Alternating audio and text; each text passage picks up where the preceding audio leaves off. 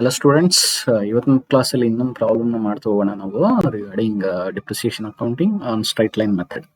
A company purchased a machinery on 1/1/2013 for rupees 76,000 and spent rupees 4,000 for its installation. 1/1/2013 ಅಲ್ಲಿ 76,000 rupeesಗೆ ಒಂದು machinery purchase ಮಾಡಿದೆ ಮತ್ತೆ ಅದನ್ನ install ಮಾಡೋಕ್ಕೆ 4,000 rupees ಆಗಿದೆ. ಸೊ ಟೋಟಲ್ ಅಲ್ಲಿಗೆ 80,000 rupees ಆಗುತ್ತೆ. And on 1/1/2014, it purchased another machinery for rupees 20,000. So 20,000 ಗೆ again next year 1/1/2014 ಅಲ್ಲಿ ಒಂದು purchase ಮಾಡ್ತಾ ಇದೆ 20,000 ಗೆ. Okay. On 1/7/2015, it sold the first machinery purchased in 2013 for rupees 50,000.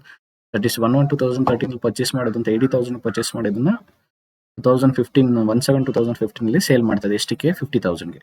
On the same day, it purchased another machinery. ಅವತ್ತಿನ ದಿನ ಇನ್ನೊಂದು machinery purchase ಮಾಡ್ತಾ ಇದೆ for rupees 50,000. So next, on 1/7/2016, a second machinery purchase for rupees 20,000 was sold for rupees 4,000. Second purchase ಮಾಡಿದ್ರಲ್ಲ 1/1/2014 ಅಲ್ಲಿ ಅದನ್ನ 1/7/2016 ಅಲ್ಲಿ 4,000 rupees ಗೆ ಸೇಲ್ ಮಾಡ್ತಾ ಇದೆ. Depreciation was provided for machinery at 10% per annum on the original cost annually on 31st December every year ಅಂತ ಹೇಳ್ತಾ ಇದ್ದಾನೆ. So straight line method ಅಲ್ಲಿ 10% depreciation ಚಾರ್ಜ್ ಮಾಡಬೇಕಂತ. So have to prepare machinery account for 3 years ಅಂತ ಹೇಳ್ತಾನೆ. First ಎರಡು working note ನ ಮಾಡ್ಕೊಳ್ಳೋಣ ಇಲ್ಲಿ. ಯಾವುದು ಅಂತಂದ್ರೆ 1/1/2013 ಅಲ್ಲಿ ಪರ್ಚೇಸ್ ಮಾಡೋದಂತ ಮೆಷಿನರಿ ಮತ್ತೆ 1/1/2014 ಅಲ್ಲಿ ಪರ್ಚೇಸ್ ಮಾಡೋದಂತ ಮೆಷಿನರಿ ಎರಡನ್ನು ಸೇಲ್ ಮಾಡ್ತಾ ಇದ್ದಾರೆ ಇನ್ ಬಿಟ್ವೀನ್. ಆ ಎರಡು ಮೆಷಿನರಿನ ಸೇಲ್ ಮಾಡ್ತಾ ಇರೋದ್ರಿಂದ ಲಾಸ್ ಆಗುತ್ತಾ ಪ್ರಾಫಿಟ್ ಆಗುತ್ತಾ ಅಂತ ತಿಳ್ಕೊಳ್ತಾ ಹೋಗೋಣ. First one calculation of loss ಅಂತ ಅಸಂಪ್ಷನ್ ಆಗ್ತಾ ಇರೋದ್ರಿಂದ ಲಾಸ್ ಅಂತ ತಗೋತಾ ಇದೀವಿ. Calculation of loss on sale of machinery purchased on 1/1/2013. ಇದು 1/1/2013 ಅಲ್ಲಿ ಪರ್ಚೇಸ್ ಮಾಡಿದ್ದು. ಸೊ ಫಸ್ಟ್ ಏನ್ ತಗೋತಾ ಇದೀವಿ, cost price of first machinery sold 80,000. From that less depreciation till the date of sales. ಅದು ಸೇಲ್ಸ್ ಮಾಡೋವರೆಗೂ ಡಿಪ್ರಿಸಿಯೇಷನ್ ಕೊಡಬೇಕು. ದಟ್ ಫ್ರಮ್ 1st January 2013 to 31st December 2013 first ಇಯರ್ಗೆ 80,000 into 10% ಅಂದ್ರೆ 8,000 ಆಯ್ತು. ಅದೇ ತರ next year from 1st January 2014 to 31st December 2014 80,000 into 10% 8,000 ಆಯ್ತು.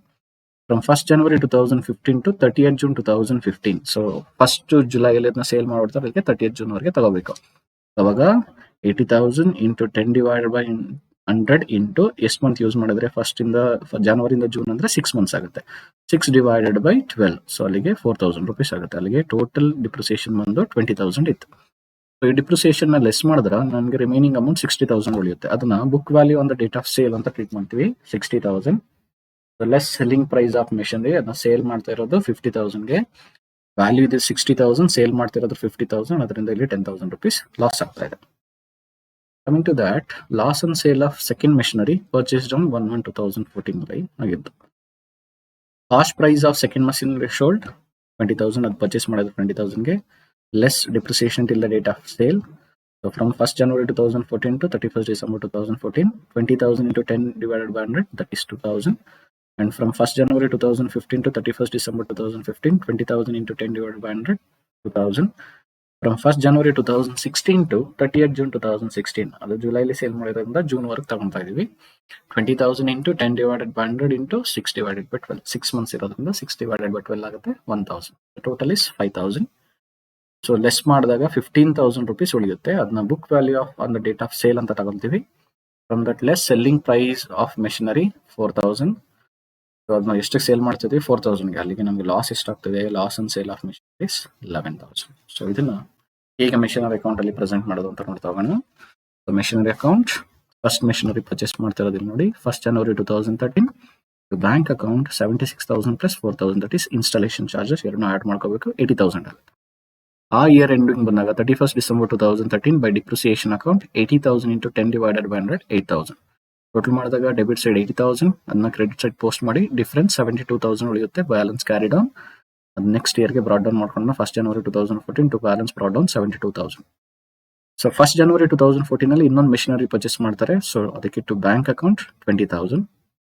ಸೊ ಇಯರ್ ಎಂಡಿಂಗ್ ಬಂದಾಗ by depreciation 31st December 2014 by depreciation account ಇಲ್ಲಿ 1 lakh ಅಂತ ತಗೊಳ್ತಾ ಇದ್ದಾರೆ. ಯಾವುದು ಅಂದ್ರೆ ಈ 80,000 ಪ್ಲಸ್ 20,000 1 lakh ಆಗುತ್ತೆ. 1 lakh into 10% ಅಂದಾಗ 10,000 ಆಗುತ್ತೆ. ಸೊ ಟೋಟಲ್ ಮಾಡಿದಾಗ ನಮಗೆ ಡೆಬಿಟ್ ಸೈಡ್ 92,000 ಬರುತ್ತೆ, ಕ್ರೆಡಿಟ್ ಸೈಡ್ 92,000 ಪೋಸ್ಟ್ ಮಾಡಿ ಡಿಫರೆನ್ಸ್ ಐಡೆಂಟಿಫೈ ಮಾಡಿದಾಗ 82,000 rupees ಉಳಿಯುತ್ತೆ. ಸೊ ಅದನ್ನ ಬ್ಯಾಲೆನ್ಸ್ ಕ್ಯಾರಿ ಡೌನ್ ಮಾಡಿ ಬ್ರಾಡ್ ಡೌನ್ ಮಾಡ್ತೀವಿ. 1st January 2015 to balance brought down 82,000. Then